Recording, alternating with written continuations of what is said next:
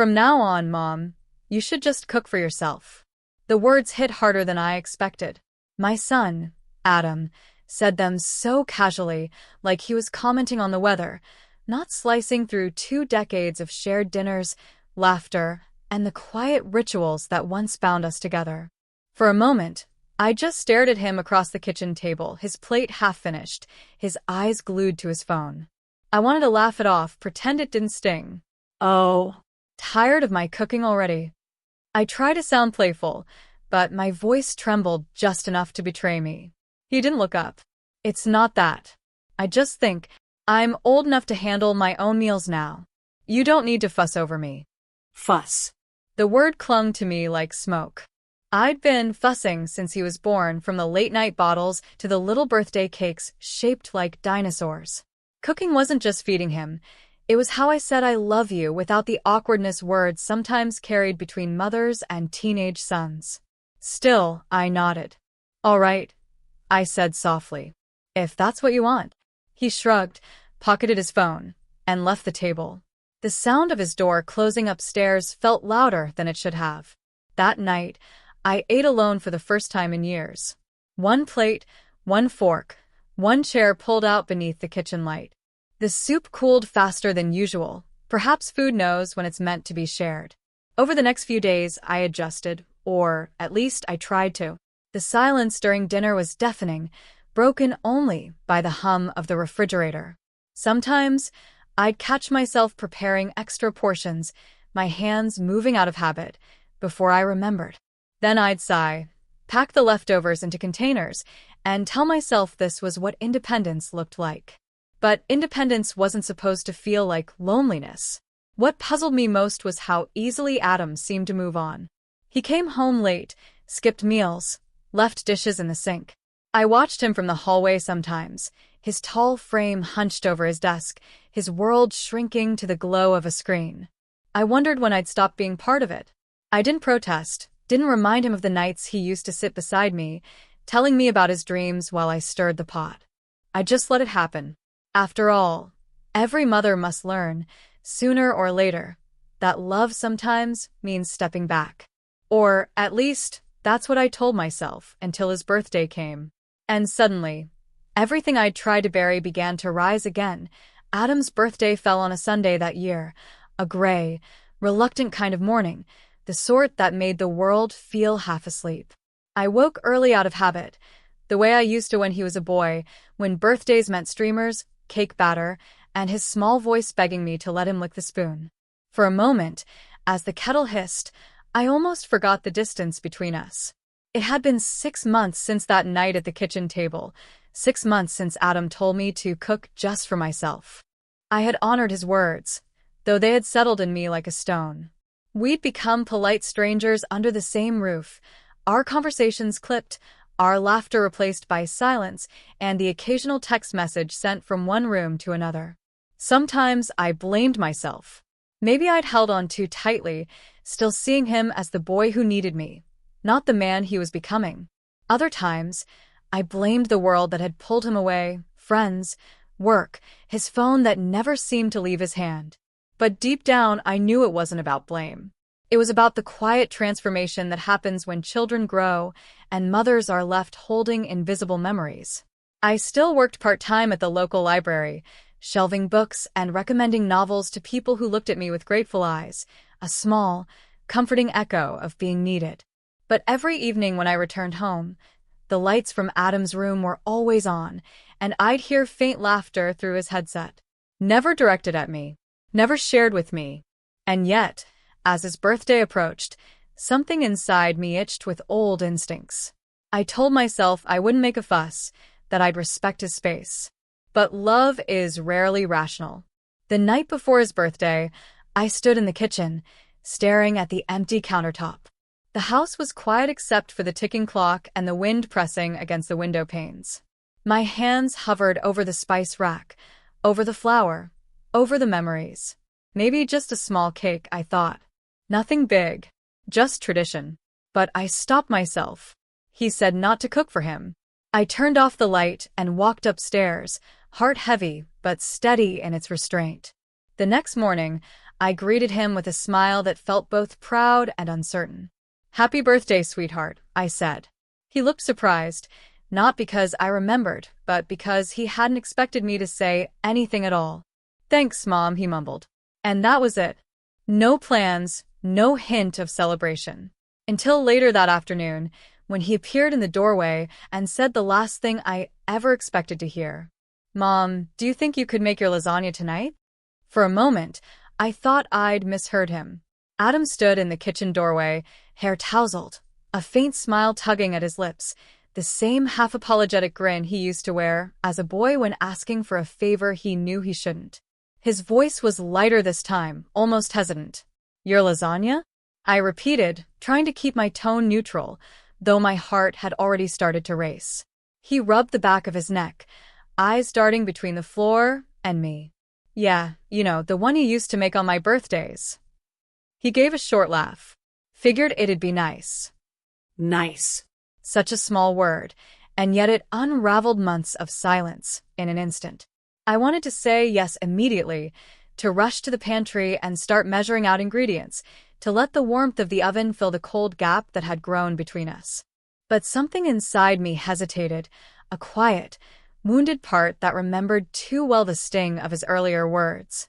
"Adam," I said carefully, "I thought you didn't want me to cook for you anymore." He looked up then, surprised by the edge in my voice. "Mom, I didn't mean it like that. I was just, I don't know, trying to be independent, I guess." "Independent," I echoed softly, turning the word over like a fragile thing. Independence doesn't have to mean shutting people out." He sighed, leaning against the doorway. "I know. I guess I just needed space. Everything's been—" He stopped himself, glancing away. "Forget it. It's dumb." "No," I said gently. "Tell me." For the first time in months, he looked at me, really looked, and beneath the tiredness and the faint stubble along his jaw, I saw something I hadn't noticed before. Weariness. Not rebellion, not pride. Just exhaustion. "I've been overwhelmed," he admitted finally. "Work's been rough, and I didn't want to dump my problems on you. I thought if I handled things on my own, it'd make me grown up, My chest tightened. I wanted to reach out, to cup his face like I used to, but I kept my hand still. "Oh, Adam," I whispered. "Being grown up doesn't mean you have to do everything alone." He gave a weak smile. "Yeah, I see that now." Then, after a pause, his tone softened. "So, about the lasagna?" I couldn't help it, a small laugh escaped me. "You never did learn subtlety." He grinned sheepishly. "Guess not." And just like that, the kitchen came alive again. I tied on my old apron, the one splattered with years of tomato sauce and memories, and began to cook. The rhythm came back easily. The sizzle of onions in the pan, the sharp tang of garlic in the air, the familiar hum of the oven preheating. For the first time in a long while, the house smelled like home. Adam lingered nearby, awkward at first, then gradually easing into conversation. We talked about little things, his coworkers, a movie he'd seen, the cat that kept visiting our porch. Each word felt like a thread mending something that had been torn too long. When the lasagna was finally done, I served it on the same blue plates we'd always use for birthdays. He took a bite, then closed his eyes with a nostalgic sigh. "Still perfect," he said softly. "Just like I remembered." Something in my chest ached, not with pain this time, but with the fragile relief of being seen again. We ate together, laughter slowly replacing silence. But beneath the warmth, a quiet question tugged at me. If Adam had really wanted space, why was he here now, seeking comfort in the very thing he'd pushed away? As he finished his meal and began clearing the table, unprompted, to my surprise, I caught the faintest flicker of something uncertain in his eyes. There was more he wasn't telling me. And deep down, I knew the night's peace was only the calm before a truth I wasn't ready to face. After dinner, Adam lingered at the table, his fork tracing idle lines across his empty plate. The laughter from earlier had faded into a kind of quiet stillness, not uncomfortable, but heavy, like the air before a storm. I started stacking the dishes, pretending not to notice how he avoided my gaze. But years of motherhood had taught me that silence often said more than words ever could. Adam, I said softly, what's really going on? He froze for a second, his hand gripping the edge of the table. What do you mean? You know exactly what I mean, I replied gently. You've been distant for months. And now, suddenly, you want lasagna and company? I'm glad, don't get me wrong, but I hesitated, searching his face. It feels like there's something else. He leaned back, running both hands through his hair. I didn't want to talk about it, Mom. I didn't want you to worry. I set the dishes down. That's not how this works. You don't get to protect me from your pain, Adam. That's not love. That's loneliness dressed as independence. He let out a shaky breath, eyes glistening under the kitchen light. When he finally spoke, his voice was smaller than I remembered, the voice of the boy who used to come to me after nightmares. I lost my job 2 months ago. The words hung between us, sharp and still. I blinked, trying to process. What? But I thought.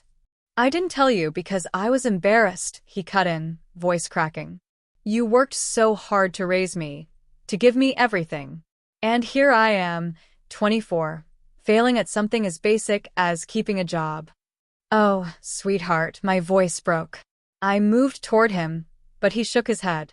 I thought if I handled it quietly, maybe I could fix it before you found out, he continued. That's why I said not to cook for me. I couldn't stand sitting here every night pretending everything was fine while you asked about my day. His confession hit like a wave, painful, yes, but layered with understanding. The distance, the late nights, the silence, they weren't rejection. They were shame. I knelt beside his chair, placing a hand on his arm. Adam, you don't have to hide from me. You never did. He looked at me then, really looked, eyes rimmed with red, mouth trembling between apology and relief. I just didn't want you to be disappointed. A bitter laugh escaped me, though my eyes burned with tears. Do you really think a job could change how I see you? I've been proud of you since the day you took your first step. You falling down doesn't erase that. It just means it's my turn to hold your hand again. He pressed his lips together, fighting the emotion that threatened to spill over. I don't deserve you, Mom. I squeezed his hand. No one ever deserves love, Adam. That's the point. It's given. He nodded slowly, and for the first time in months, the tightness in his shoulders seemed to ease. Outside, the wind rattled the window pane, and the smell of baked cheese still lingered in the air, a quiet reminder that even cold food can carry warmth if shared with honesty. That night, something unspoken between us finally mended. But as he went upstairs, I couldn't help wondering what kind of pain he had carried alone for so long, and how many meals it had taken for him to come back home. Later that night, after Adam had gone to bed, I sat alone in the kitchen, the same room that had once echoed with silence, now filled with the faint scent of garlic and baked cheese. The clock ticked softly, marking the kind of peace that only comes after tears. I stared at the 2 empty plates drying on the rack. How strange, I thought, that the same table where our distance began had become the place where we found our way back to each other. I remembered the boy he used to be, the one who'd stand on a chair beside me, flour dusting his hair, as we cooked together. He'd always said my lasagna tasted like happiness. I used to laugh at that. But now, as I looked around the quiet kitchen, I finally understood. It wasn't the lasagna itself that mattered.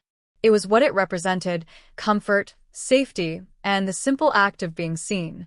Adam's words from earlier echoed softly in my mind. I didn't want you to be disappointed. How many times had I mistaken his silence for indifference when it was really fear? How many times had he looked at me, not as a mother who could help, but as someone he didn't want to burden? I realized then that motherhood never really ends, it just changes form. One day you're holding their hand to cross the street. The next, you're holding space for them to stumble and stand again. The next morning, Adam came downstairs early, a rare occurrence. He poured me a cup of coffee before making his own, and for a few quiet minutes, we just sat there, side by side. Thanks for dinner last night, he said finally. And for listening. I smiled. Always. He looked at me, hesitated, then grinned. So, What's for breakfast? I laughed, really laughed, the sound bright and unexpected. I thought I was only cooking for myself, I teased. He shrugged, eyes gleaming with that familiar boyish charm. Guess I changed my mind. And just like that, something ordinary became sacred again. Sometimes love doesn't roar back into your life. It just sits quietly across from you, asking what's for breakfast, and you realize that's all you ever needed.